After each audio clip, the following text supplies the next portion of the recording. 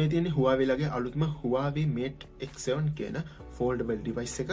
Huawei Mate X6 device එක release කළා හරියටම අවුරුද්දකට පස්සේ තමයි මේ device එක Huawei ලා රිලීස් කරන්නේ. ඉතින් මේ device එක ගැන කතා කරොත් Mate X6 device එකට වඩා ගොඩක් බරින් අඩු IP6 IP58 59 watt and dust resist පාසුකම තියෙන මේ device එක කලින් X6 device එකේ display එකට වඩා තරමක් විශාල display එකකින් පිට බලා ගන්න හැකියාව තියෙනවා. ඉතින් මේ device එකේ display ගැන කතා කරොත් ඇතුළට display ගැන කතා කරොත් LTPO OLED 8 inch 120Hz display එකකින් අපිට බලා ගන්න හැකියාව තියෙනවා. ඒ වගේ මේ display එකේ ඇතුළේ display එක 2500 2500ක brightness අගයකින් බලා ගන්න පුළුවන්. ඉතින් පිටත display ගැන කතා කරොත් LTPO OLED 6 inch display එකක් තමයි බලා ගන්න පුළුවන් වෙන්නේ. ඒ වගේම මේ display එකත් 120Hz refresh rate එකකින් අපිට බලා ගන්න පුළුවන්.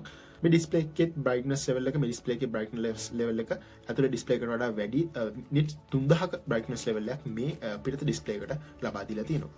ඉතින් මේ device එකේ chipset එක ගැන කතා කරොත් මේ chipset එක Huawei lam නිෂ්පාදනය කරන Kirin 9036 nanometer chipset එක තමයි අපිට බලා ගන්න හැකියාව තියෙන්නේ. මේ chipset එක 9 core chipset එකක්.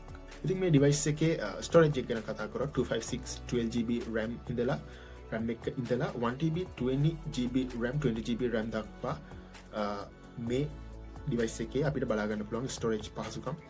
මේ device එකේ මේ foldable device එකේ කැමරා ගැන කතා කරොත් 50 megapixel main කැමරාවකුත් 3.5x zoom කරන්න පුළුවන් 50 megapixel telephoto කැමරාවකුත් ultra wide 40 megapixel ultra wide 40 megapixel කැමරාවකුත් බලා ගන්න හැකියාව තියෙනවා.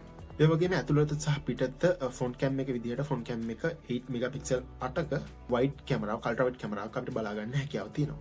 ඉතින් මේ device එකේ battery ගැන කතා කරොත් mAh 5525ක බැටරියක් අපිට බලා ගන්න මේ device එකේ බලා ගන්න හැකියාව තියෙනවා. ඉතින් මේ device එක 66 watt wide charging ඒ වගේම 50 watt wireless charging support කරනවා. ඉතින් මේ වගේ tech news දැනගන්න LSTR අපිව follow කරන්න. තව අලුත් වීඩියෝ එකකින් හමුවෙමු. මම ලක්ෂාන්.